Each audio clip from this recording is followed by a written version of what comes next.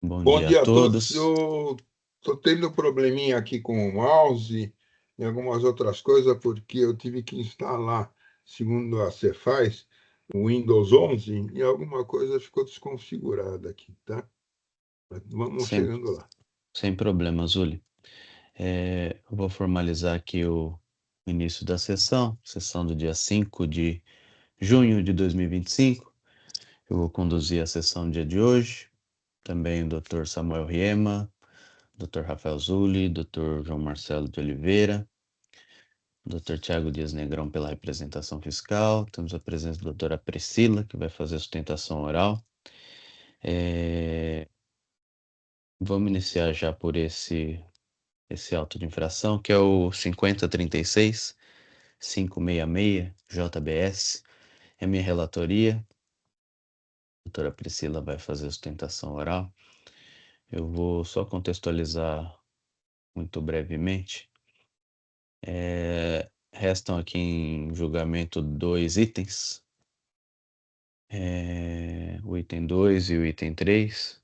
O item 2 é de falta de pagamento, referente à operação de venda de sebo bovino para estabelecimentos de empresas declaradas inidôneas, razão pela qual interrompeu-se o diferimento e, portanto, o imposto está sendo cobrado da empresa. O item 3, a clássica infração de crédito indevido decorrente de escrituração de documentos fiscais de entrada, sendo que tais documentos não atenderiam às condições previstas no item 3, parágrafo 1º do artigo 59, portanto, documentos inábeis decorrentes de emissão atribuídos a estabelecimentos declarados inidôneos, tá? São infrações bem conhecidas, então não preciso me alongar mais, acho que é o suficiente como relatório. Passo a palavra à doutora Priscila. Muito bom dia, doutora, a palavra é sua. Bom dia, ilustríssimo presidente e relator, doutor Ítalo. Bom dia, doutor Rafael Zuli, doutor Samuel, doutor João, advogados, doutor Osvaldo. Doutor Ítalo, eu gostaria primeiramente antes de iniciar a minha sustentação, de trazer uma questão. Nós apresentamos um laudo da empresa de auditoria Big Four Ernst Young. É um laudo bastante exaustivo, que analisa toda a documentação apresentada nesse processo. Esse laudo, na verdade, ele é uma linguagem só para os documentos que já estão dentro do processo. E aí eu gostaria de questionar se eu faço a sustentação oral agora ou se, de repente, há a necessidade de retirar o processo de pauta e eu a sustento no retorno. Não vou retirar de pauta. Eu posso até deliberar com o pessoal se entende a necessidade disso. Como versado aí pela doutora, esse laudo da Ernst Young, ele está avaliando a mesma documentação que está no processo. Sobre essa documentação, eu particularmente já analisei. Não dependeria de laudo para fazê-lo. Mas se os colegas quiserem, fiquem à vontade, tá? Enquanto isso, doutora Priscila, pode fazer sustentação oral, o pessoal vai vendo. Se a gente deliberar e entender que tem que ser retirado de pauta, a gente retira, sem problema. Mas por enquanto pode seguir com a sustentação oral. Perfeito, muito obrigada, ilustríssimo presidente. Bom, aqui nós estamos diante de um típico caso de empresa terceira que ela tem sua inscrição estadual cassada posteriormente à realização das operações. A acusação fiscal, como muito bem relatado aí, ela remanesce em relação a dois itens. O primeiro item é falta de pagamento do imposto na venda de sebo bovino, que seria uma operação aí sujeita ao diferimento, porque a empresa destinatária ela teria sido declarada nula. São as empresas Golden Óleos e Goiás Brasil, posteriormente às operações realizadas. E o item 3, remanescente também, é de creditamento indevido do imposto na aquisição da fornecedora Goiás Brasil, que também teve sua inscrição declarada nula posteriormente às operações. O primeiro ponto que eu gostaria de destacar aqui senhores, que nós estamos diante da JBS, que é uma empresa que conta com nota A+ no programa Nos Conformes. Isso por si só já demonstra aí sua condição de regularidade perante o fisco de São Paulo. Mas, para além disso, a JBS ela também juntou uma farta documentação que comprova a efetividade da operação, a demonstrar aí sua boa-fé e, consequentemente, afastar a exigência do ICMS. Nos autos, na decisão recorrida, inclusive, ficaram consignados 2 fatos incontroversos. Primeiro, que a declaração de nulidade ela é posterior às operações, e segundo, que é um fato incontroverso também que se integra nos autos, que demonstra a regularidade das empresas Golden e Goiás à época das operações. Então, esses 2 fatos são fatos incontroversos, consignados, inclusive, na decisão de primeira instância. Além disso, o contribuinte JBS juntou os contratos de negociação que demonstram aí a negociação com essas empresas Goiás e Golden Óleos, os pedidos comerciais que denotam os aspectos também comerciais dessa relação jurídica com essas empresas, foram juntadas notas fiscais também para demonstrar aí o aspecto fiscal da operação, foram juntados tickets, pesagens que eles comprovam o peso do caminhão no ingresso e na saída do estabelecimento, a denotar essa movimentação física da mercadoria. Foram juntados também comprovantes de transação financeira, seja via extrato, seja via comprovante de transferência, o TED. E além de toda essa farta documentação apresentada pela JBS, que demonstra aí os aspectos comerciais, financeiros e contábeis, também foi feito um laudo de auditoria com a empresa Ernst Young, que consolida todas essas informações, e ela analisou novamente os aspectos fiscais, comerciais e financeiros, concluindo que as operações foram 100% escrituradas nas obrigações acessórias, quanto à movimentação física. A empresa possui 98% dos pedidos comerciais e dos tickets pesagem, que denota aí a movimentação física. Quanto aos registros contábeis, ela possui 99,3% para entradas e 100% para saídas. E quanto aos comprovantes de pagamento, 100% dos comprovantes dessas operações, seja via transferência, seja via extrato. Então, portanto, aqui a Ernst Young, ela analisou o dossiê robusto apresentado pela JBS e consignou que houve aí a comprovação da efetividade das operações. Eu peço vênia só para ler um trecho final desse laudo, abre aspas. Considerando os comentários acima, verificamos que a JBS possui, em todas as operações questionadas pela Cefaz-SP, elementos que evidenciam a efetiva realização das operações de compra com a Goiás Brasil e de venda com a Golden Óleos e Goiás Brasil, entre os meses de janeiro e junho. Ou seja, fecha aspas. Ou seja, aqui nós estamos diante de um laudo de uma empresa de auditoria renomada, um laudo bastante exaustivo, que analisou toda essa documentação apresentada, e ele foi juntado apenas nesse momento, justamente em razão de toda essa documentação, em razão de ser bastante analítico, e, de novo, aqui não se trata de um fato novo, é apenas um documento que consolida todas as informações que já estão no processo. O laudo é só uma linguagem para essa documentação, e ele aí reforça a efetividade da operação realizada com essas empresas. Um outro ponto importante para destacar aqui é a respeito do transporte. O transporte, ele era de responsabilidade das empresas terceiras, Golden Óleos e Goiás Brasil, de modo que a JBS ela não tem o CTS dessa operação. Porém, o fato dela não ter o CTS dessa operação não significa que é uma excusa para não apresentar a documentação. É que, de fato, a JBS não consegue essa documentação porque ela está em poder dos terceiros Golden Óleos e Goiás Brasil. Inclusive, um dos pontos que nós trouxemos em sede de recurso é que a fiscalização, ela poderia muito bem ter diligenciado perante esses terceiros, porque a fiscalização sim tem poder coercitivo para a apresentação dessa documentação, ou no mínimo poderia ter analisado o próprio sistema da Cefaz, que teria disponível essas informações de transporte.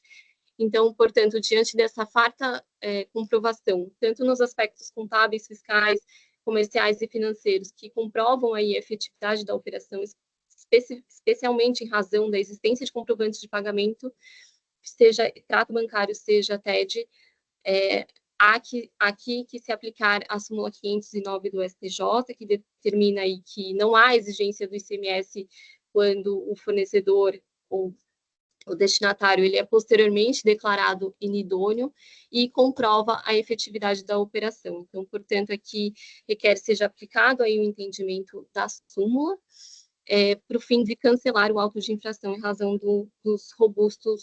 da robusta documentação. E aí eu só gostaria de trazer aqui, além do mérito, 2 pontos de ordem preliminar, bem rapidamente. O primeiro deles é o erro de capitulação legal do item 2, porque a acusação fiscal é de falta de pagamento do imposto, porém, quando se analisa a capitulação legal dessa infração, verifica-se que ela trata de descumprimento de obrigação acessória, ou seja, a acusação fiscal ela não conversa com a capitulação legal que foi imposta, o que causa um prejuízo à defesa, um cerceamento de defesa. Então, portanto, há um erro de lançamento, uma nulidade do auto de infração.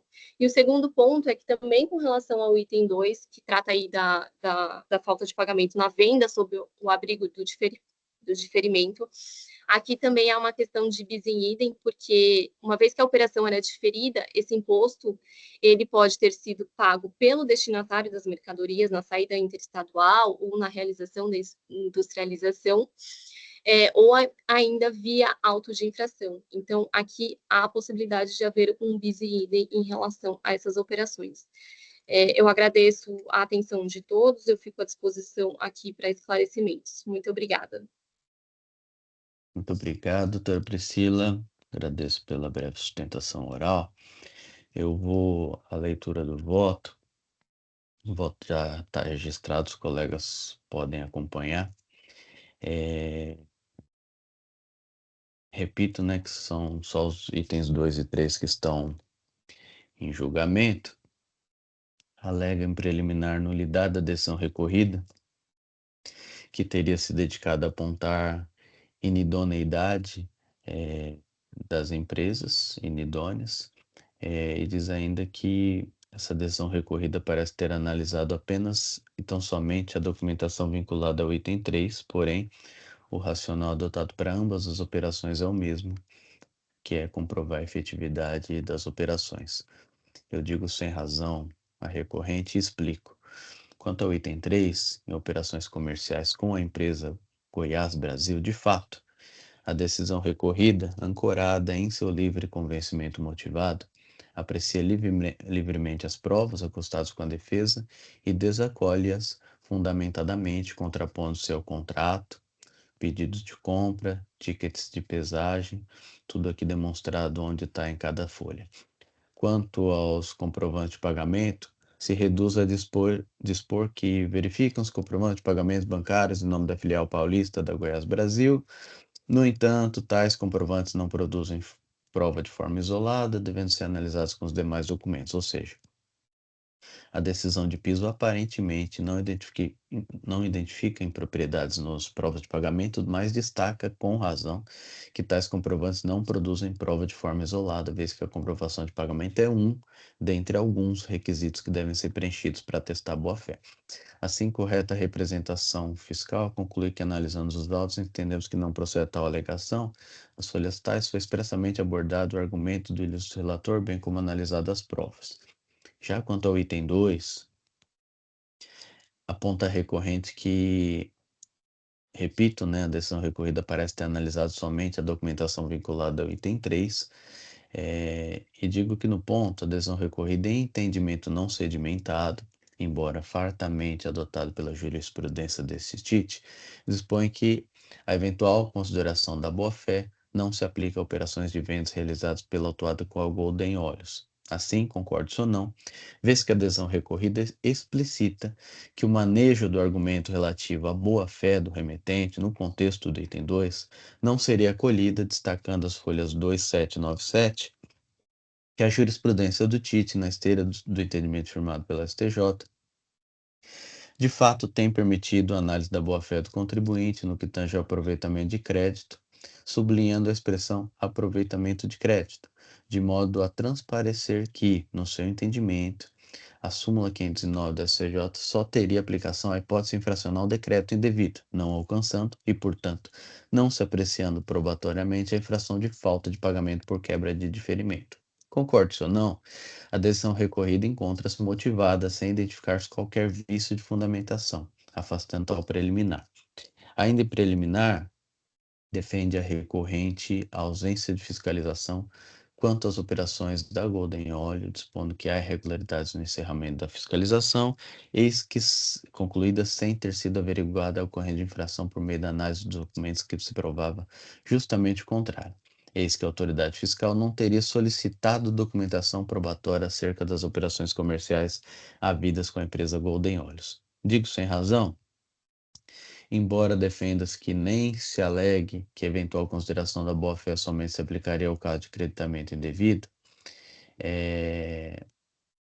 está com a razão a decisão recorrida, que adire como razão de decidir, ao afirmar que a eventual consideração da boa-fé aplica-se às infrações de creditamento indevido, decorrendo da escrituração de documento de nota fiscal posteriormente declarada inidônea, ou seja, não se aplica às operações de venda realizadas pela autuada com a Golden Olhos, que ensejariam infração de falta de pagamento por quebra de diferimento. Assim, não se mostrou necessária a solicitação de maiores esclarecimentos pelo órgão autuante nesse sentido, como no caso da Goiás Brasil, uma vez já identificada a infração. Assim, correta a representação fiscal ao destacar didaticamente que o FE autuante analisou a FD da recorrente e outros elementos, expedindo as notificações, e o fato de não ter expedido notificação específica para dada acusação fiscal apenas denota que já detinha elementos de prova necessários que caracterizavam e comprovavam a infração identificada. Como essa infração é de falta de pagamento após quebra de diferimento, situação não expressamente relacionada em tal súmula, daí as notificações tratadas aí de forma diversa. De fato, todo procedimento fiscalizatório voltado a avaliar a boa-fé do contribuinte destinatário, cujas notificações padronizadas exigem, por exemplo, informações e nomes dos dados de quem representou a empresa inidônea e documentos da relação comercial e provas de pagamento, digo que essa notificação padronizada alcança somente as acusações de crédito indevido, de modo que, identificado cometimento infracional, quebra do diferimento, obrigando o contribuinte a recolher o imposto, e tendo acesso à escrituração da recorrente, não seria necessário, pela fiscalização, em tese, qualquer colaboração pela contribuinte.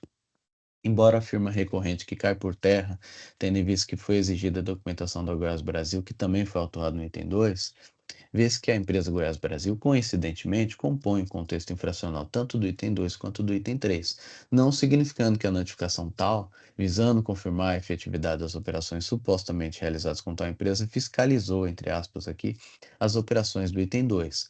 De start, não identificando qualquer nulidade que comprometa o lançamento de ofício, afasta tal preliminar, destacando não haver lógica ao defender a recorrente prejuízo à defesa da contribuinte na medida que é surpreendida com argumentos que não foram abordados em sede de fiscalização, vez que, digo eu, a fase fiscalizatória é sabidamente inquisitiva, sendo certo que a amplitude da defesa e o exercício do contraditório não podem ser invocados naquele instante, sendo esses amplamente apresentados quando da instauração do contencioso administrativo. Ainda em preliminar, embora apresentar o argumento após o mero defensivo, defende recorrendo à nulidade do auto de fração por incorreção da capitulação legal relativa ao item 2, porquanto os dispositivos invocados pela fiscalização tratam de obrigação acessória e não de obrigação principal. Digo sem razão, tratando de argumento que entendo protelatório, pois os artigos tidos como infringidos prestam-se em conjunto a contextualizar normativamente o cometimento infracional identificado pela autoridade fiscal, prestando-se tais dispositivos a indicar como o lançamento do imposto deve ser instrumentalizado com a indicação do documento fiscal e a escrituração em livro próprio, culminando aqui no artigo 4283, também apontado como infringido, dispondo que a suspensão e o diferimento que tratam esse livro ficam interrompidos, devendo o lançamento do imposto ser efetuado pelo estabelecimento em que ocorrer qualquer outra saída do evento que impossibilitar o lançamento do imposto. Justamente tal artigo, que melhor concatena todos os demais dispositivos que compõem a infringência, não é transcrito pela recorrente. O relato infracional e o relatório circunstanciado descrevem as ocorrências infracionais com o correto apontamento da infringência e penalidade, anotando-se que a acusação fiscal está bem posta, tudo em obediência ao artigo 142 do CTN. Portanto, estou afastando essa preliminar. Quanto ao mérito, tratado das folhas tais, eles adotam a ideia da comprovação da boa-fé, inclusive com relação ao item 2. E aqui eu estou registrando que, embora essa súmula se aplique a priori às hipóteses de creditamento indevido, eu estou apreciando elas também na hipótese do item 2, que é de quebra de diferimento. E aqui eu até transcrevo decisões da Câmara Superior no sentido de se apreciar a questão da boa-fé para acusações diversas relativas a crédito indevido. E concluo, obviamente vou passar aqui pelas questões, mas eu entendo não haver provas que demonstrem suficientemente a boa-fé. Quanto à verificação da regularidade da empresa inidônea, eu considero essa questão superada pelo advento aí da nota fiscal eletrônica. Quanto aos pagamentos, consigo na representação fiscal que na análise desses esclarecimentos do recurso, entendendo que a prova de pagamento não é clara, já que os depósitos antecipados globais serviriam ao pagamento de documentos fiscais diversos, sendo de difícil correlação. Digo eu que há sim dificuldade em isoladamente correlacionar os pagamentos, vez que, a exemplo das operações com a empresa Goiás Brasil, na qual a inidônea promoveu pagamentos à recorrente e a recorrente promoveu espécie de conta corrente do adquirente, havendo valores pagos a maior que geravam saldo acumulado, justificando as operações de compra subsequentes que essas operações não fossem pagas, utilizando tal saldo para abatimento, conforme planilha de folhas tais.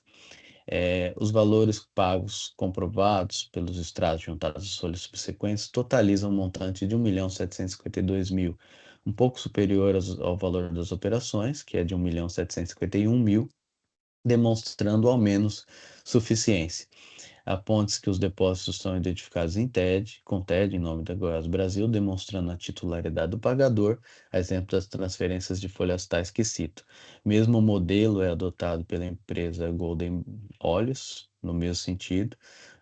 O total dos pagamentos é de R$ 1.052.000, superior ao valor das operações de R$ 997.000, demonstrando também suficiência e titularidade da empresa depositante. Então, não estou identificando nenhuma irregularidade das provas de pagamento. Dizer que é difícil correlacionar significa que, obviamente, não foi apreciado com a profundidade necessária. Se realmente ver prova a prova, vai verificar que pelo menos a suficiência está lá e a identidade do depositante também. Quanto ao item 3, figurando a recorrente como destinatária da mercadoria e, portanto, pagadora, apresenta planilha de folhas tais, cujas diferenças valorativas em algumas notas são justificadas pela coluna denominada desconto, tendo havido pagamentos a menor em razão de diferenças quando da pesagem da mercadoria recebida, algo corriqueiro e condizente com a realidade comercial da recorrente, de modo que se acata tais diferenças como legítimas. Os comprovantes juntados às folhas subsequentes identificam a empresa Goiás pelo nome e principalmente pelo CNPJ, não havendo como sugerir-se inconsistências nos dados do recebedor. Então, também não estou identificando divergência nos pagamentos nesse item 3. Cumprido, portanto, o requisito de pagamento. Quanto a comprovação, entretanto, apenas essa comprovação de pagamento não é suficiente a chancelar a boa-fé, dependendo do atendimento de outros requisitos, dentre os quais a demonstração da veracidade das operações, aqui traduzidos pela fidedignidade da relação comercial, sopesando aqui que tal requisito foi construído pela jurisprudência administrativa com vista a exigir um lastro documental que demonstre contundentemente que a destinatária das mercadorias entabulou negócio jurídico que aparentava ser legítimo do ponto de vista negocial. Não basta que a mercadoria tenha sido comercializada, enviada ou recebida, é preciso comprovar como se deu a negociação com vista a ferir se o negócio jurídico proposto pela destinatária inidônea detinha aparência de real, sob o prisma comercial. Em outras palavras, a boa-fé não se preocupa se a mercadoria foi entregue à destinatária, mas como se deu tal relacionamento comercial. No caso em concreto, aponta-se de plano que os tickets de pesagem, os espelhos de conferência, os boletins de análise e a ficha de desconto, para além de serem documentos unilaterais, o que não significa ilegítimos, né, mas apenas que não podem se fazer uma contraprova, apenas demonstram que a mercadoria foi recebida internamente. Isso é fato incontroverso. Não significa que a mercadoria adveio daquele emitente tido como inidôneo. De mesmo modo, os pedidos comerciais, também unilaterais, nada comprovam no que atine ao relacionamento comercial havido entre a recorrente e as empresas inidôneas. Não há aqui a juntada de e-mails que demonstram como se deu factualmente os negócios jurídicos supostamente entabulados. É aqui um fato que gera uma reflexão e eu coloco aqui. Os pedidos comerciais da Golden Olhos, a exemplo daquele de folhas 1840, indica como representante comercial o Sr. Ronaldo Batista Gonçalves. Os pedidos comerciais da empresa Goiás Brasil indicam como representante comercial o mesmo Sr. Ronaldo Batista Gonçalves e em outro o Sr. Bruno Lopretti. Tais pessoas físicas, em verdade, elas estão assinando como representantes ou funcionários da própria JBS, conforme se afere pelos carimbos de folha 1932.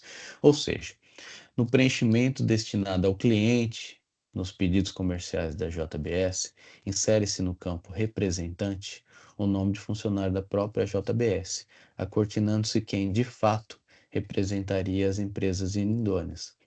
No ponto, conforme bem apontado pela representação fiscal, não foram juntadas provas de negociações comerciais ou dados que identifiquem os representantes da empresa Golden Olhos e Goiás Brasil, com as quais a recorrente mantinha contato comercial direto. Quanto aos contratos, destaco passagem da representação fiscal, na qual constata que as folhas tais sequer consta assinatura nos locais designados ao comprador. As folhas tais consta assinatura no local comprador, indicando gerente administrativa, sem prova de que a pessoa detinha poderes para assinar. As folhas tais conta assinaturas diversas e carimbos não legíveis, sem reconhecimento de firma e sem prova que tais pessoas físicas poderiam responder pela empresa. Ademais, e mais relevante, aponta o julgador de piso as folhas 2, 7, 9 e 8, que, pelo que se observa na assinatura do senhor Juliano, consignados os documentos oficiais da JUSESP, inclusive com firma reconhecida em cartório, estas divergem das assinaturas dos contratos, como se observa abaixo, ou seja, absolutamente inadmissível considerar tais contratos como prova em seu favor. De fato, digo eu, as assinaturas do suposto representante da empresa Goiás Brasil, aposto nos contratos com a recorrente, são absolutamente distintos daquela assinatura consignada em documentos da JUSESP, inclusive aquela com firma reconhecida, não dependendo de peritagem para que se afirme catedraticamente que tais assinaturas não foram promovidas pela mesma pessoa que assinou com firma reconhecida o próprio contrato social da empresa Goiás Brasil, evidenciando a necessidade que tais contratos estivessem sim com firma reconhecida, além de assinados por todas as partes e testemunhas, o que não está.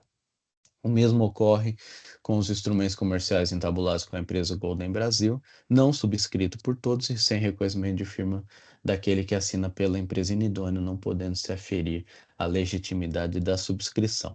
Embora afirme a recorrente corretamente que a negociação não prescinde de contrato, se prestariam tais contratos, acaso revestidos de formalidades mínimas, a demonstrar pelo menos a fidedignidade da representação comercial de tais inidôneas e o próprio detalhamento do negócio jurídico, mas tal demonstração por conta disso não foi alcançada.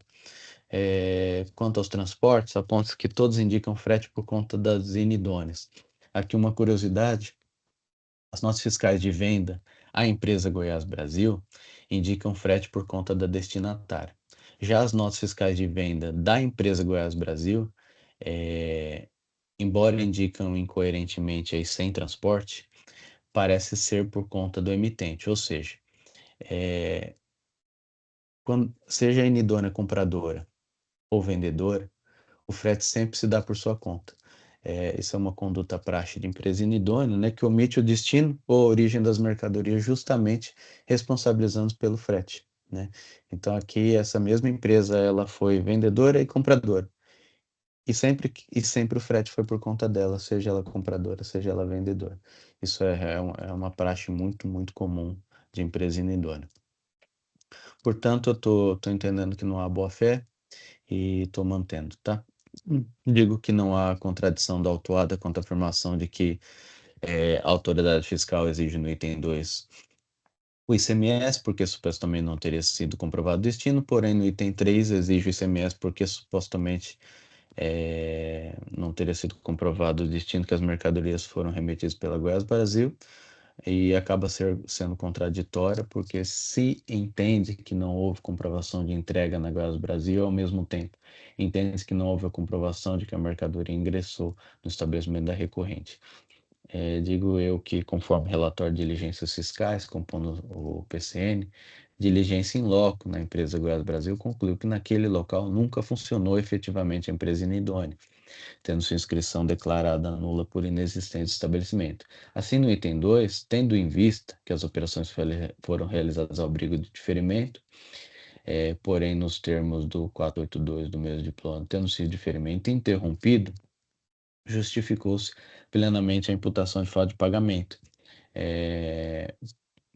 pela empresa recorrente, remetente daquelas operações originalmente diferidas, vez que, inexistindo a destinatária Goiás Brasil no endereço indicado nos documentos fiscais, não seria ela a recebedora da mercadoria. Já quanto ao item 3, o que a autoridade fiscal admite, quando muito e apenas, é a entrada da mercadoria no estabelecimento, e não que as mercadorias foram efetivamente remetidas pela Goiás Brasil. Não há qualquer contradição.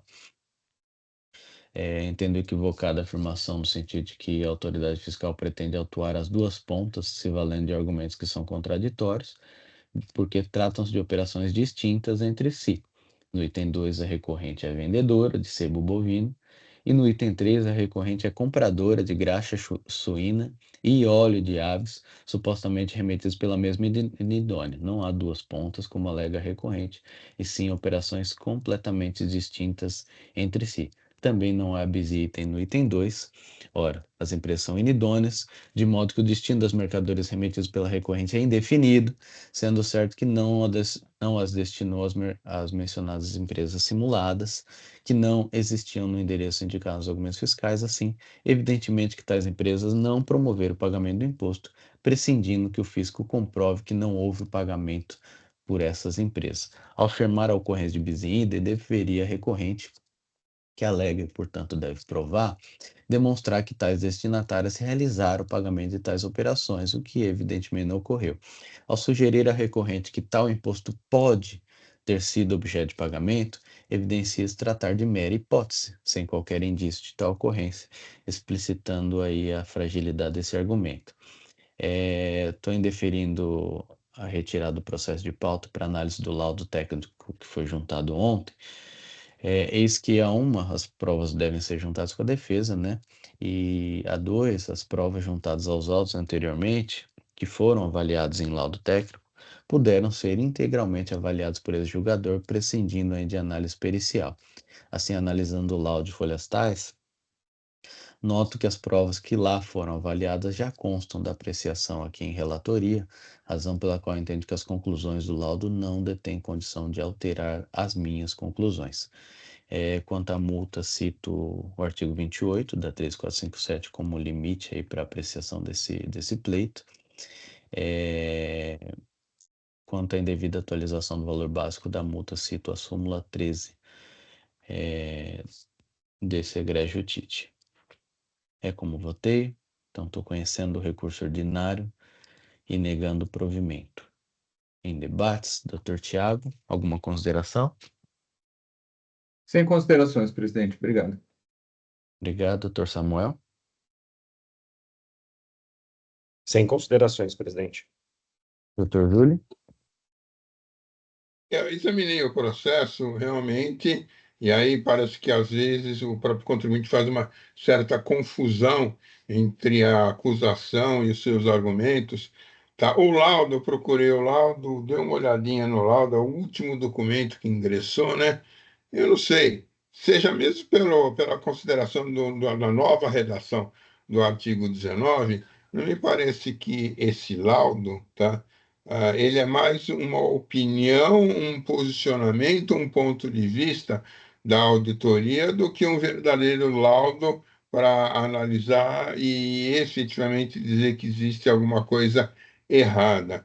Então, eu não vejo razão de acolher esse laudo, tá? E efetivamente está muito bem analisada a questão, parabenizo, perfeito, e eu vou lhe acompanhar, sem dúvida nenhuma. É um caso que, na verdade, acaba se repetindo, né? Nós temos outros vários casos iguais. Foi analisada as questões dos 3 pontos da idoneidade e um, principalmente, não fecha de maneira nenhuma, então eu vou lhe acompanhar. Perfeito. Doutor João Marcelo? Cadê? Parabenizo pelo voto, senhor presidente. E também, né, adianto que vou acompanhar. Perfeito. Doutora Priscila, algum esclarecimento de fato? Presidente, muito obrigada. Sim, só gostaria de consignar aqui que os tickets de pesagem, na verdade, eles demonstram a entrada e saída dessa mercadoria no estabelecimento da recorrente, ou seja, demonstra ali a boa-fé que a recorrente recebeu essas mercadorias, ou enfim, ela deu saída dessas mercadorias. A recorrente ela não tem como controlar a eventual destinação pelo terceiro, especialmente porque aqui os fretes, eles eram fretes de responsabilidade desses terceiros, né? E aí, então, que ao menos se fosse feita uma diligência perante esses terceiros para análise desses CTS.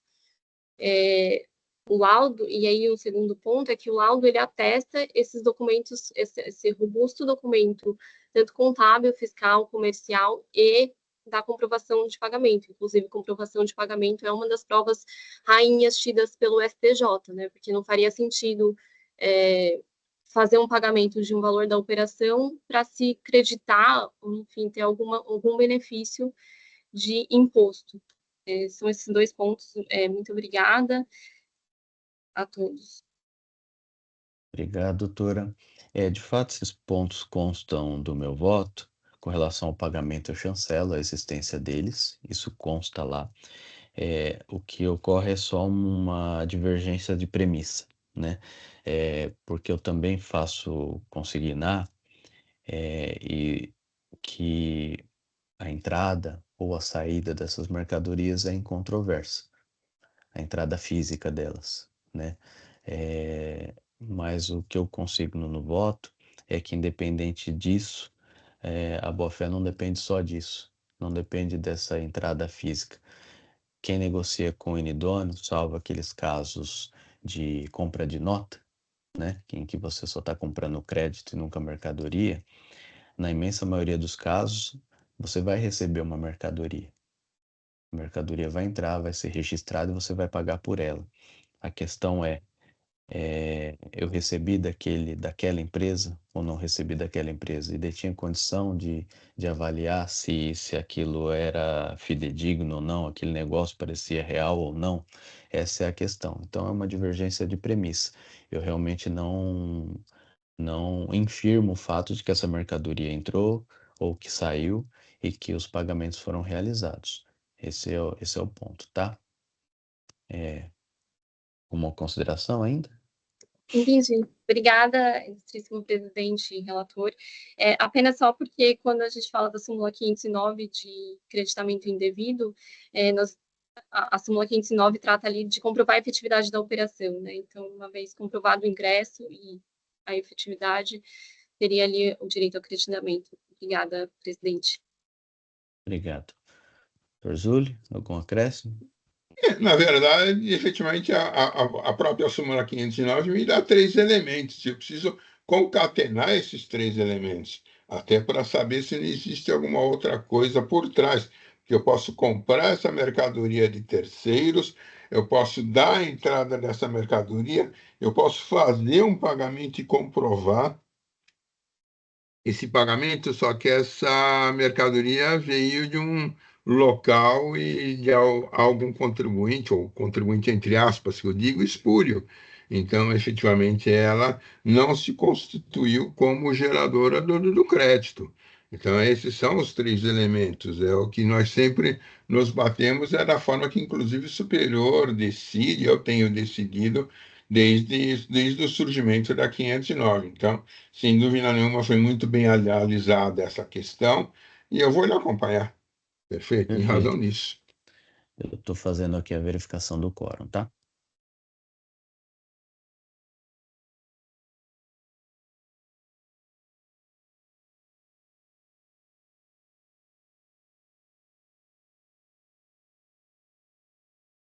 Votação iniciada.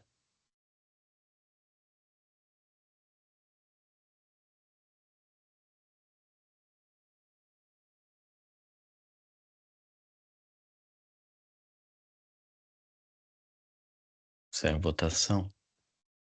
Doutora Priscila, prevaleceu o meu voto. Agradeço aí pela presença, pela combatividade. Obrigado, viu? Muito obrigada a todos. Tenham um bom dia, uma boa sessão. Até mais. Obrigado, até mais. Encerro aqui esse julgamento.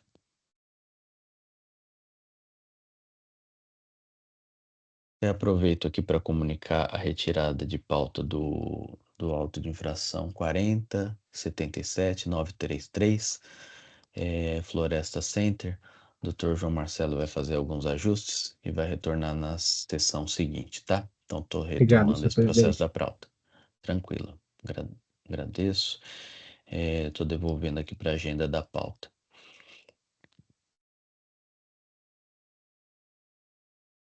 Auto de infração 40.54.599, Margarete Letícia Hutt Dias de Moura, ITCMD, recurso de ofício, relator é Dr. Zulli.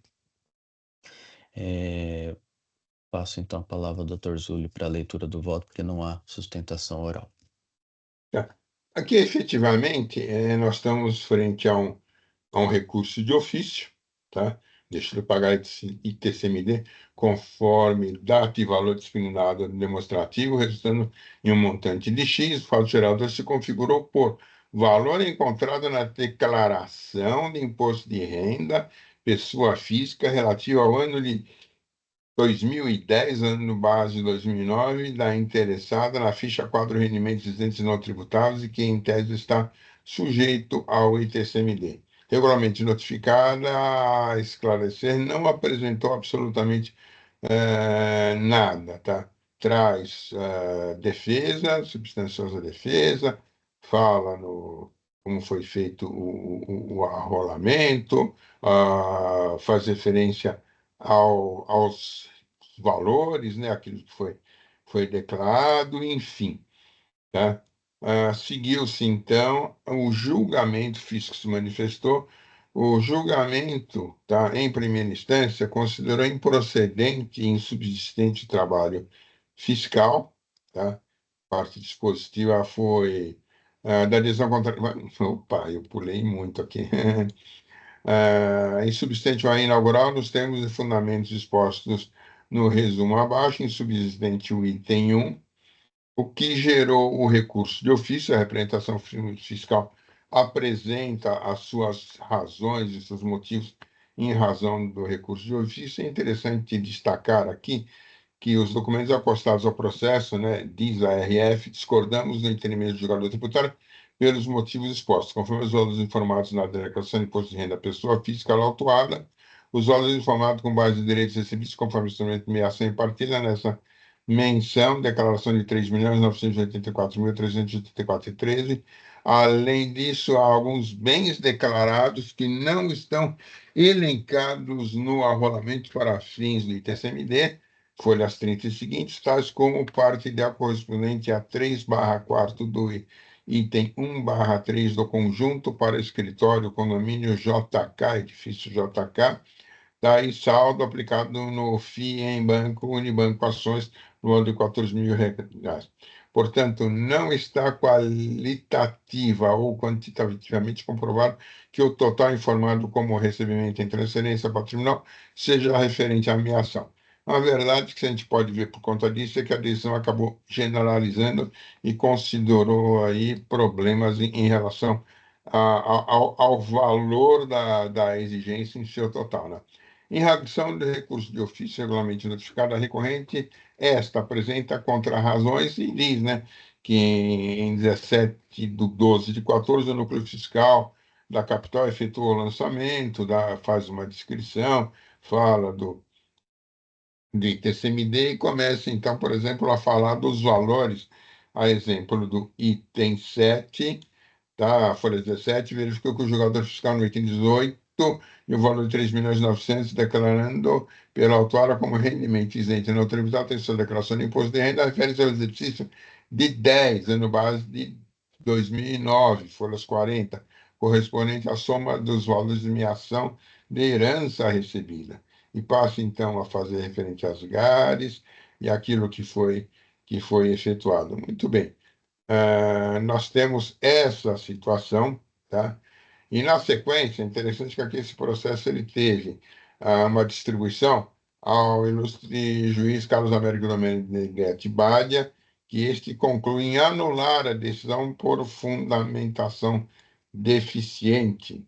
E, assim, ele votou, tá, com detalhes, nova decisão foi proferida, é importante a gente ter isso, a nova decisão, então, analisa alguns fatos, analisa o artigo 173, inciso 1º do MESCOL, que apresenta a regra geral da decadência, tá? E diz que o ITCMD, declaração de arrolamento, foi emitida em 5/6/8, conforme folhas 30, o imposto foi recolhido na mesma data, conforme vigário de folhas 38.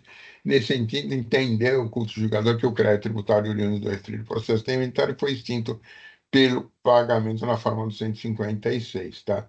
E ainda destaca que a acusação descrita, perfeito, os valores, enfim, foi uma decisão voltada de forma totalmente diferente daquela primeira decisão que restou anulada pelo ilustre doutor Badia, tá?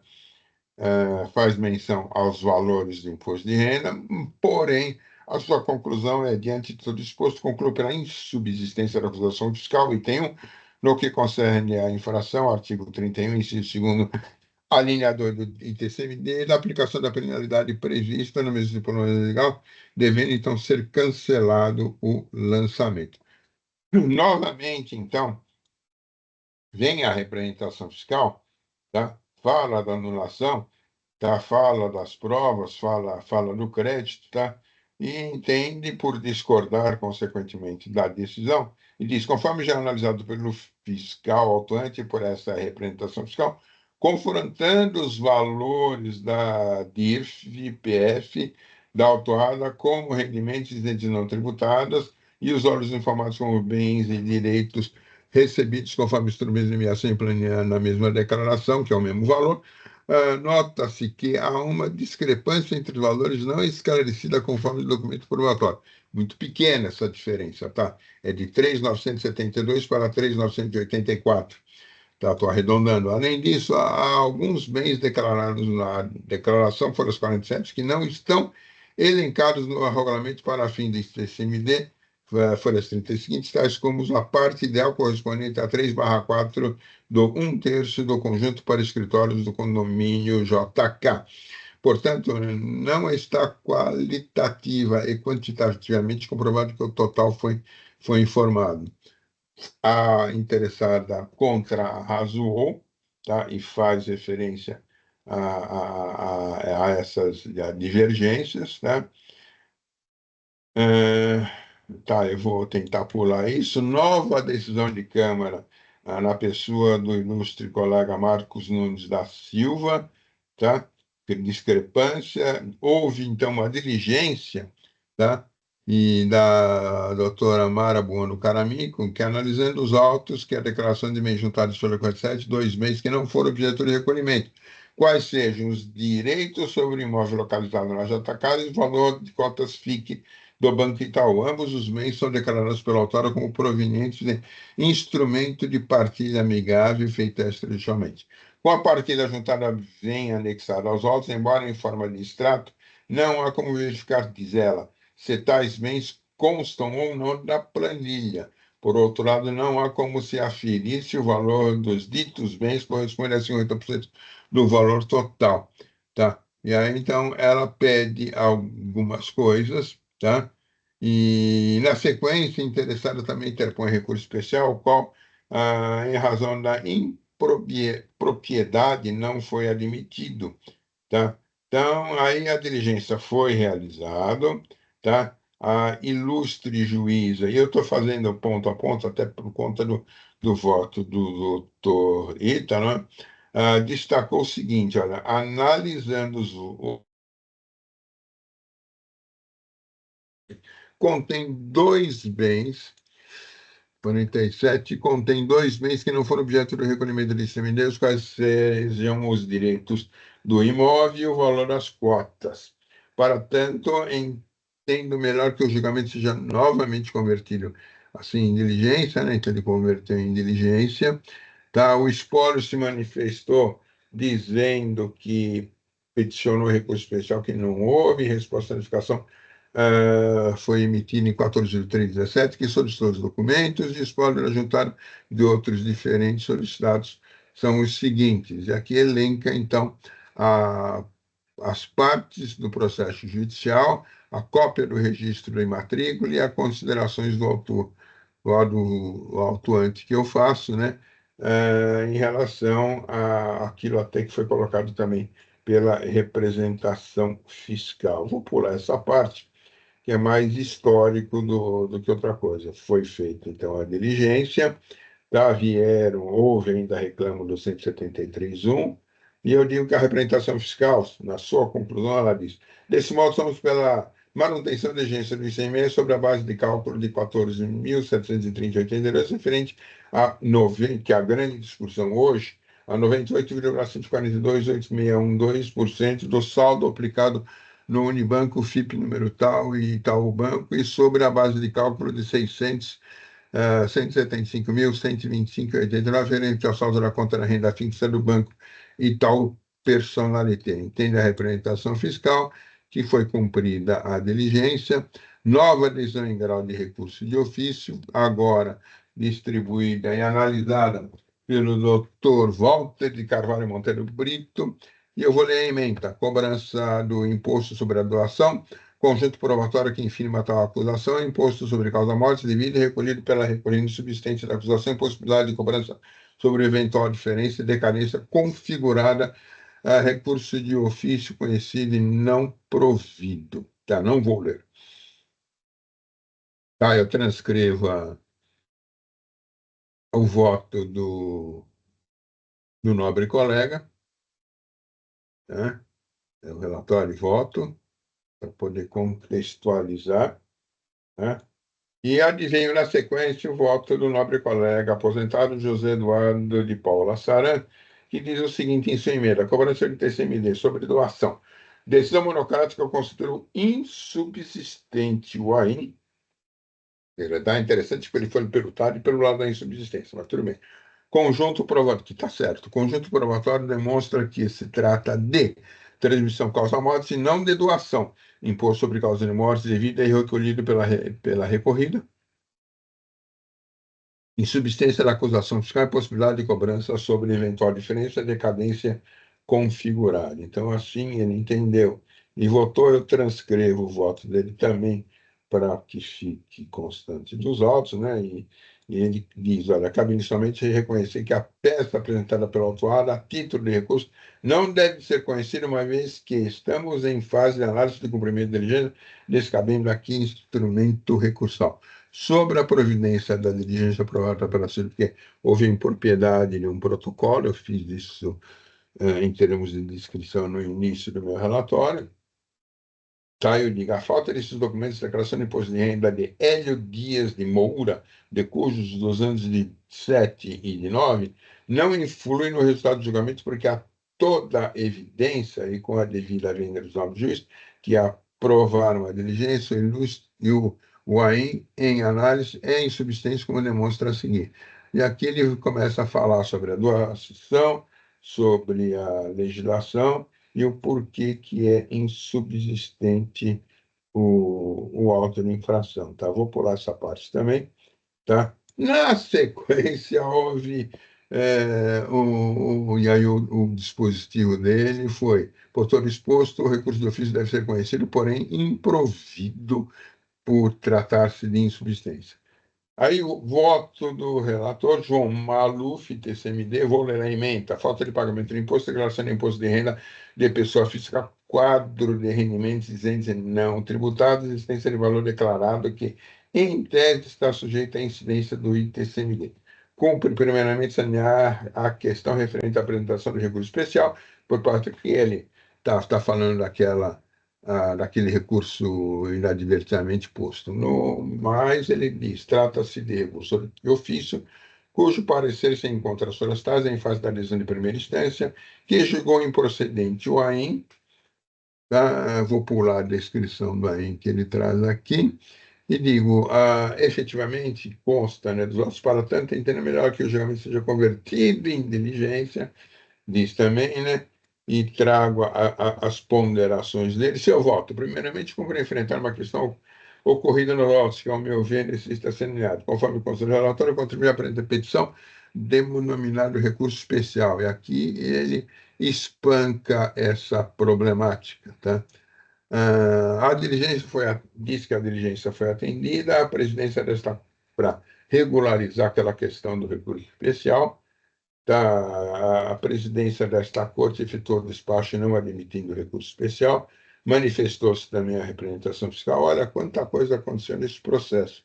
É um processinho em tese simples, eu descrevo. Houve manifestação do tribunal, a representação fiscal também se manifestou, tá? E, na sequência, tá, depois de tudo isso, a ilustre doutora Maria Cláudia Silveira, que trabalhou comigo no Simples, né? Ela opina pelo provimento do recurso de ofício, tá? E aí, efetivamente, nós chegamos no ponto em que eu profiro o meu voto, tá? Não houve sustentação oral, tá?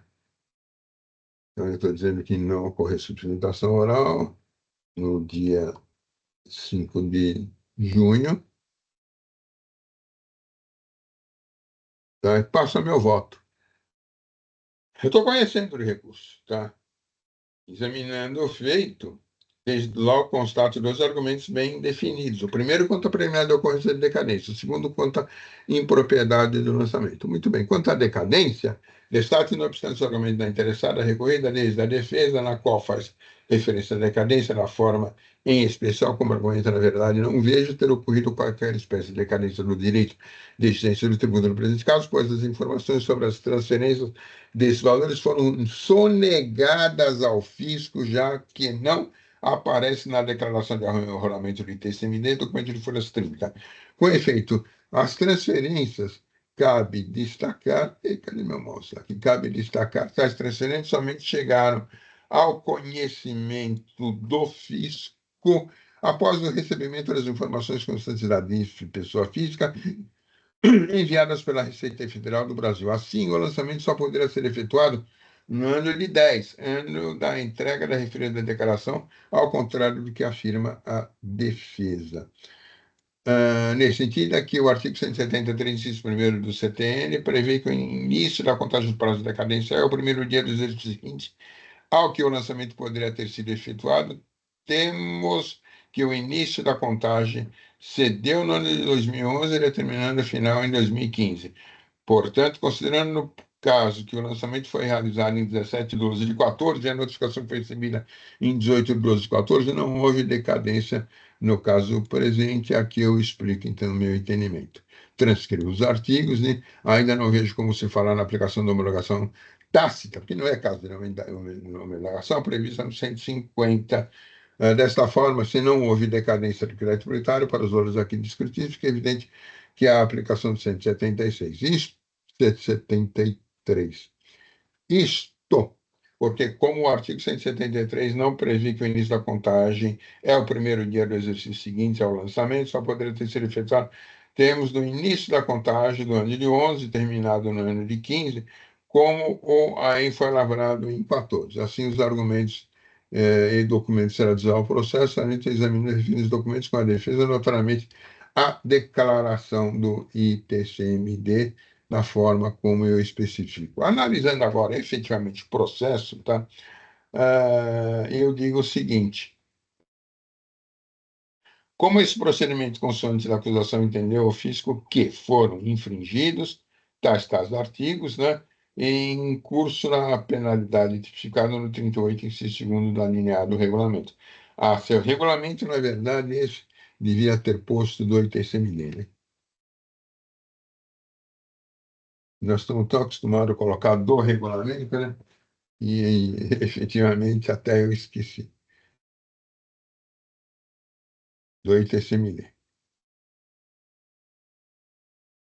A seu turno, a defesa alega que o valor lançado na declaração de imposto de dinheiro corresponde à soma dos valores da minha ação e da herança recebida por Margarete Letícia Hunt Dias Moura, em virtude do falecimento de Hélio Dias de Moura, ocorrido em 9/12/7. Porém, analisando o lançamento de vitórias explicadas para resultados para comprovar a ação alegada pela defesa apresentada, além da manifestação do autor, em que pese a inércia do espólio da autuada não atendendo às notificações que antecederam a lavratura, a declaração de arrependimento constou as folhas 30 a 35 e o instrumento particular da ameação do patrimônio e partilha da herança, as folhas 51 71, e a DIRF, de pessoa física, da autuada, exercício de 10, ano base de 9, as folhas 40 deles, verificam que os valores lançados na declaração de imposto de renda da pessoa física é referente ao recebimento da ameação e herança em virtude do falecimento de Hélio Dias de Moura, e que os bens excluídos do campo bens e direitos autónomos que compõem o referido valor são os mesmos constantes limitados.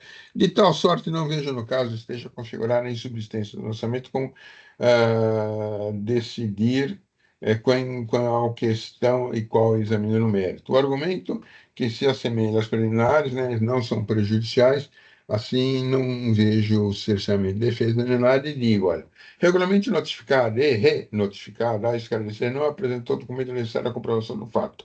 Exame dos autos observa que o processo encontra-se devidamente instruído com elementos de prova e documentos. Com efeito, tais autos de recurso de ofício, em razão da decisão a qual considerem subsistente o lançamento, correspondem a ter deixado de pagar ITCMD decorrente do fato gerador que se configurou por valor encontrado na declaração de imposto de renda na interessada, ficha, quadro, resumo, isentos não tributados, regulamento notificado e ratificado, a aclaração não o fez. Ainda dos autos constem que em dezembro de 14 foram enviadas através da carta registrada com aviso de recebimento, fora 5, 6, 9, 10 e o contribuinte foi notificado a apresentar documentos referentes a recebimento, transferência patrimonial por herança, doação, concedendo a declaração de 2010/2009. A interessada, porém, deixa de atender referida à solicitação fiscal, motivo pelo qual foi lavrado o AIM no valor de R$ 158.913,47, correspondente a 14% do valor das doações recebidas de 3 milhões, papapá. Dos autos, porém, pode ser constatado que Margarete Dias de Moura faleceu em 26/12/10, conforme atestado de óbito anexo. Assim, a legitimação do espólio de Margarete Dias Letícia Range de Moura para figurar o presente processo administrativo. Em defesa, consta o argumento de que o interessado autuada não recebeu a quantia alguma a título de doação em 2009.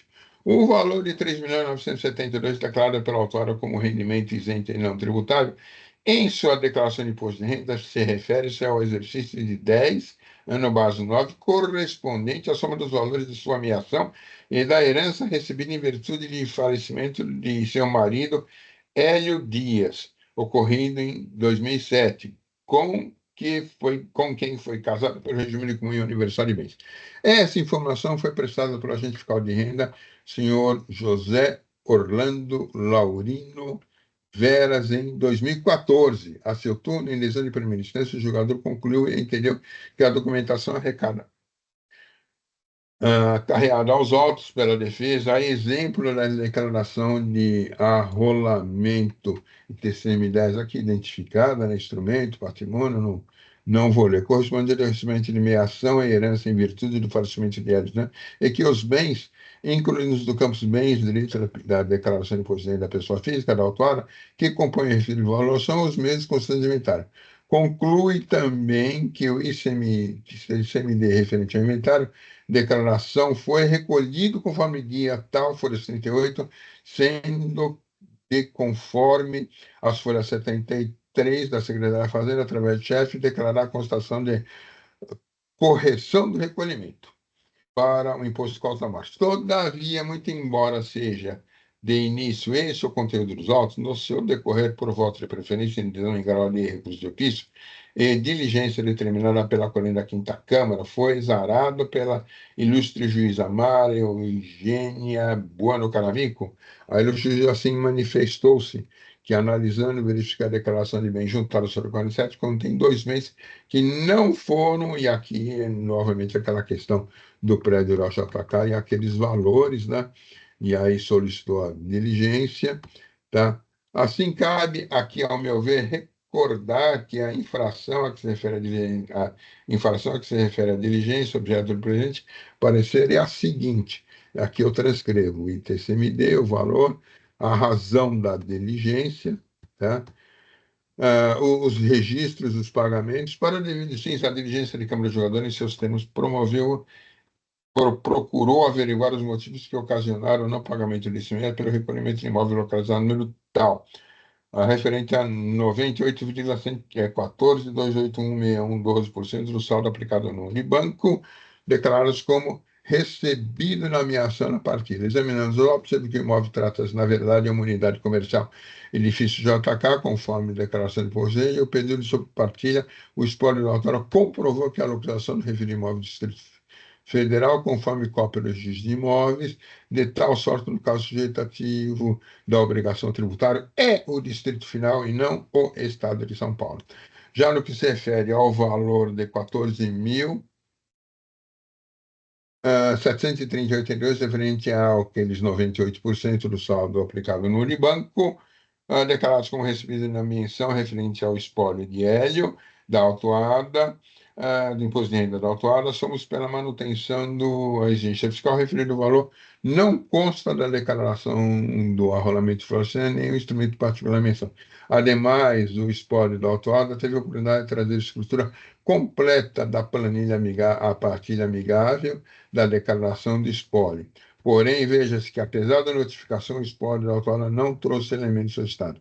Assim, em relação à referida parcela, entendo que deve ser mantida a cobrança do ITCMD, tá? Assim, observo que consta da declaração de imposto de renda da pessoa física da autora um saldo aplicado em renda fixa de R$ 600 mil, também referente a instrumentos de partilha, tal que, aliás, foi bem observado pela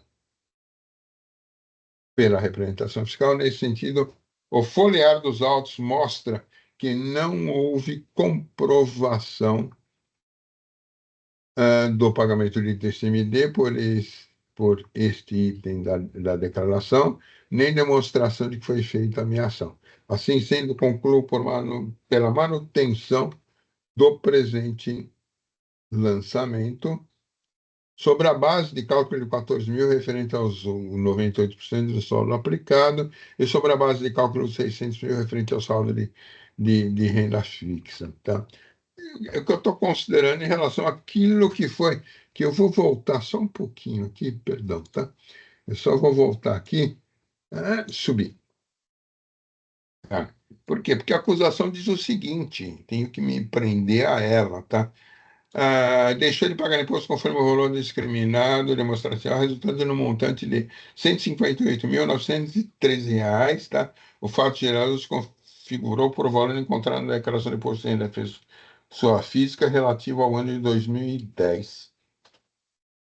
Valor declarado, tá? 3.972, 4%, documentos anexos. A verdade é o que eu vejo, o fisco incluiu, tá? Fez efetivamente essa inclusão desses valores na autuação, tá? Aí eu digo, Presentes pessoas da miséria conheceram o recurso de ofício, sendo cair do parcial provimento para restabelecer em parte a acusação, estabelecimento de inteligência inicial considerando a base de cálculo de 14.730, referente aos 98% do saldo aplicado no Unibanco e sobre a base de cálculo de 600 mil, referente ao saldo de renda fixa do Itaú Personalidade, ambos os valores constantes do imposto de renda pessoa física, e nos quais considero insubsistente e no mais considero insubsistente o lançamento. Foi assim que eu voltei. Eu sei, tá? Até pela nossa forma de agir da Câmara, que eu acho que eu provoquei isso, mas é muito proveitosa porque efetivamente deixa mais claro, rápido e leve o julgamento, né? O doutor Ítalo tem uma preferência. Eu vou registrar isso daqui. Eu corrigi 2 errinhos de português. Obrigado, doutor Zulli. Eu vou aproveitar É e vou ler, tá? tá, pode aproveitar, porque eu estou tentando, ele não está indo, não sei por quê. Vamos ver. Aquele caiu? Não, não caiu. Ele estava lento mesmo. O sistema está lento aqui também. Enquanto isso, eu vou adiantar. O voto do Dr. Zulli, ele restabelece, dentre outro ponto, o ITCMD sobre a base de cálculo de 617 mil, que é basicamente um saldo de renda fixa do Banco Itaú Personalité. Isso consta na declaração de imposto de renda pessoa física do Consta. espólio, né? E aí eu faço um brevíssimo contexto da acusação de que o fisco ele lavrou o auto de infração por ter encontrado um valor na declaração de imposto de renda que, palavras do fisco, em tese, está sujeito à incidência de TCMD. Então, assim, eu digo que o lançamento, de fato, ele se calcula em bases inconsistentes, principalmente pelo fato de que a autuada, à época já era espólio, ela foi regularmente notificada e renotificada a esclarecer e não apresentou nenhum documento. Então, o fisco não tinha tanta segurança assim na lavratura do auto de infração. Então, por isso lavrou esse auto de infração só basicamente mencionando o valor de 3 milhões, quase 4 milhões. Eu digo que ainda que constituída em frágil presunção, que foi intensificada aí pela ausência de colaboração da recorrida, tem-se que os valores que compuseram as transferências patrimoniais no campo, rendimentos isentos e não tributáveis, na época 3.900.000, sujeitar-se-iam à tributação do ITCMD. Pois bem, aí a recorrida, desde sua defesa, ela alegava para mim, laconicamente, né, que o valor da sua declaração de imposto de renda, ela corresponderia à soma dos valores de sua ameação e de sua herança.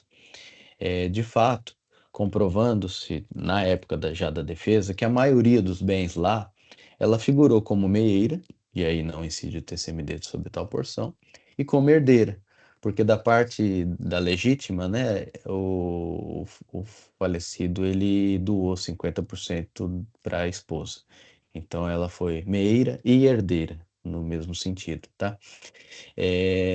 Aí eu digo que diante o aperfeiçoamento ou amadurecimento do lançamento de ofício, a diretoria da representação fiscal, quando o parecer de recurso de ofício, ela identificou alguns bens que não constavam explicitamente na declaração de arrolamento que ela tinha apresentado e do instrumento particular de meação de patrimônio e partilha de herança, que foi posteriormente homologado judicialmente. Dizia a representação fiscal que não se comprovou, e ela citou um prédio, né, um apartamento num condomínio no edifício JK e um saldo no Unibanco. Pois bem, essa insurgência do órgão representativo do fisco, né, da representação fiscal, ela me pareceu legítima, vez que, como eu já afirmei, se todos os bens e valores que compuseram as transferências patrimoniais nesse campo de rendimento isento e não tributável podem se sujeitar ao ITCMD, e considerando que nem todos os bens descritos lá eles constavam na partilha, não haveria comprovação de sujeição dessas tributações, desses à tributação causa-mortes. Então, é legítimo você se insurgir contra isso. Beleza. Sobre esses bens específicos, a Quinta Câmara Julgadora, em 2016, inclusive eu subscrevi essa decisão, eu estava em Câmara na época, converteu o julgamento em diligência para que a recorrida trouxesse documentos para provar isso. Ela foi pouco elucidativa, né? Mas pelo menos demonstrou que esse imóvel ele localizava-se no Distrito Federal e, portanto, intributável por São Paulo, né? Em parecer de recurso de diligência, e não antes disso, e aí o ponto da minha insurgência aqui, a representação fiscal, para além de se ater àqueles bens que haviam sido objeto do próprio recurso de ofício e, portanto, da diligência na época, também citou, inovando o meu sentido, de que consta na declaração de imposto de renda pessoa física um saldo na renda fixa do Itaú Personalité no valor de tal que não aparece no instrumento particular de meação, o que foi aqui encampado pelo Dr. Zulli. Aí eu digo aqui que, por um lado, o lançamento de ofício ele não pode se sustentar nessa lógica de tentativa e erro, no sentido assim de destacar randomicamente um bem a cada intervenção, né? Que é o que acabou acontecendo. Isso já tinha que estar levantado lá atrás. Mas, por outro lado, como eu já mencionei no começo do voto, deveria a recorrida demonstrar contundentemente e não laconicamente que todos os bens declarados como fruto de transferência não se sujeitam ao ITCMD, ou por intributabilidade por meação, ou por já ter sido tributado anteriormente, ou por, no caso desse imóvel no Distrito Federal, por territorialidade não ser o Estado de São Paulo sujeito ativo. Enfim, eu tenho N formas de me defender, dizendo que, ó, esse bem não se sujeita ao ITCMD, porque eu já paguei, ou porque não está aqui, ou enfim, né? Assim, tem sim aparente constatação factual que o valor descrito nessa declaração de imposto de renda, está às folhas 46, que há esse saldo mesmo no Banco Itaú, né, no valor de 617 mil, e não consta mesmo no instrumento particular de meação e patrimônio partilha de herança. Não se confundindo com outro bem lá também do Banco Itaú, que esse sim consta na declaração de partilha. No entanto, restabelecer tal porção, arrimando-se em menção ineditamente trazida pela representação fiscal apenas em parecer de recurso de ofício, sem o adequado restabelecimento do contraditório e não ofensa, né, o princípio da não surpresa, ele colide com o elemento elementar, né, o direito defensivo da recorrente, que não teve a oportunidade de se manifestar especificamente sobre tal bem, né? Mas ela deveria ter falado desde a defesa. Bem, a gente está num caso muito peculiar, que o auto de infração ele é muito frágil. Aí a defesa, ela se defende também de forma frágil, quase que proporcional à forma como o auto de infração foi lavrado. Então, o fisco fala muito pouco lá no começo, o contribuinte fala menos ainda, e o processo foi amadurecendo. Isso me lembrou até o paradoxo de Teseu, né? O navio lá que, tipo, mudou todas as tábuas e em um determinado momento se questiona, aquele navio é o navio ou não é outro navio? O que restou disso, né? Parece esse auto de infração. Hoje eu não sei se a gente está julgando aquele auto de infração que foi lavrado lá atrás, porque tudo mudou tanto e eu não sei mais o que a gente tá, né, o que a gente pode julgar, se isso é um aperfeiçoamento do lançamento, se isso é um novo lançamento, se não é, enfim. Mas fato é, o contribuinte não teve a oportunidade de falar especificamente sobre isso. Então, se a gente mantém isso daqui nesse momento, a gente pode estar incorrendo aí em algum avanço é, indevido, tá? Então, eu digo que a oitiva da recorrida mostra mais que essencial quando se vê que a representação, em parecer de recurso de ofício, ela pretendia restabelecer a autuação relativamente ao imóvel no edifício JK, para posteriormente, isso foi fruto de uma diligência, descobrir que tal imóvel sequer localiza-se em São Paulo, estava no Distrito Federal. Então, estou dizendo que cautela aqui não é demasiada. Por quê? Eu verifiquei mesmo no arrolamento, que é um arrolamento de 2018, e ele só encerrou em 2016, que foi ajuizado só para homologar o que os herdeiros tinham instituído particularmente. Teve em 3/11/2015, um período muito próximo ao lançamento de ofício, uma decisão que homologou uma sobrepartilha de bens, sugerindo que existiram bens que não constavam originalmente na partilha. Então, pode ser que esse bem esteja lá, né? E por que também pode ser? Porque tratando-se de valores depositados em conta bancária, se de exclusiva titularidade do falecido, seu levantamento ele condiciona seu alvará judicial ou extrajudicial. Você não consegue levantar o dinheiro depositado em banco se você não tiver alvará judicial. Então, pressupõe que para sua expedição tenha havido partilha ou a sobrepartilha e, por óbvio, reflexo lógico, o recolhimento do imposto estadual. Então, tem alguma coisa aí muito obscura. Eu não sei se realmente esse bem não foi objeto de tributação. Então, eu estou pensando em converter o julgamento em diligência para que a FRE, em colaboração, notifique a recorrida. É para a FRE por conta de que é pessoa física, até não tá cadastrada aqui, para que este comprove documentalmente de que esse bem ele foi regularmente partilhado e principalmente demonstrar documentalmente que ele foi submetido à tributação do ITCMD, né? E eu estou até advertindo que pode induzir aí a presunção de falta de recolhimento se tal não for cumprido, tá bom? Então essa é a minha sugestão de diligência. Eu sempre sou muito defensor do processo andar para frente, né? Mas são casos e casos, né? Esse caso aqui, embora já esteja se arrastando há bastante tempo, muito por culpa do contribuinte, inclusive, mas eu acho que avançar aqui não é o ideal, tá? Mas é isso. Vou colocar em debates. Doutor Tiago, tem alguma consideração? Não, presidente, sem considerações. Obrigado. Doutor Zulli, quer comentar alguma coisa? Então, na verdade, eu não tenho considerações, tá?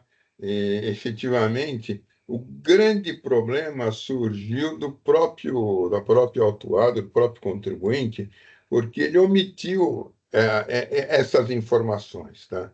Então, nos colocou nessa posição e essas informações vieram, não obstante o valor que foi atribuído pelo fisco, que aqui me parece está correto e inclui efetivamente essa cobrança do valor que não foi na época declarado, mas ele deu causa e efetivamente nós chegamos a tudo isso em razão do andamento do processo, da negativa de manutenção do auto, tá?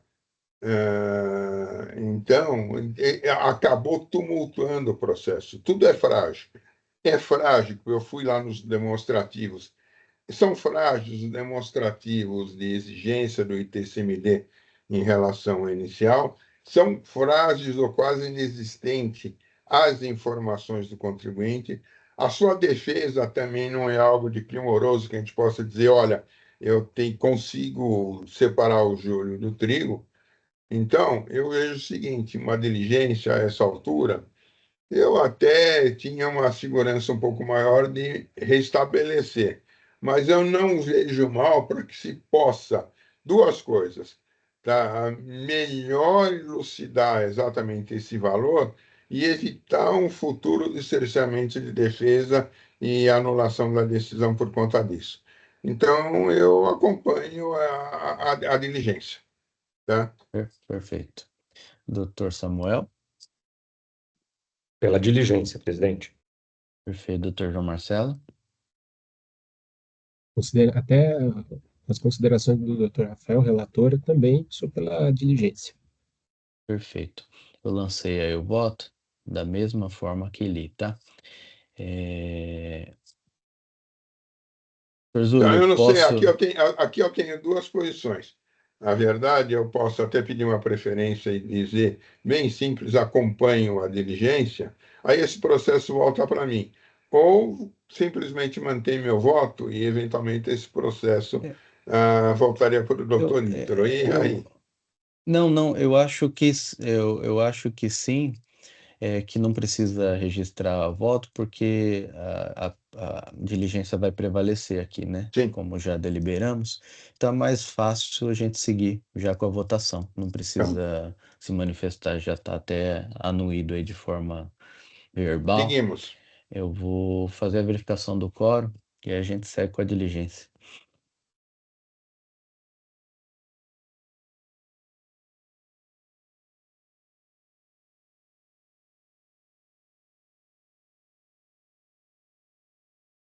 Votação iniciada.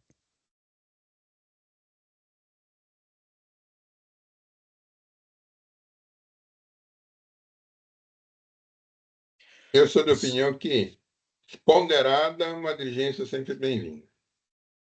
Sim, eu acho que vai ajudar a esclarecer de uma forma ou de outra, porque se não colaborar, e a contribuinte ela não é muito colaborativa, admita-se, vai se permitir pelo menos julgar dessa forma, que o Dr. Zulli já julgou, de forma um pouquinho mais firme. Por quê?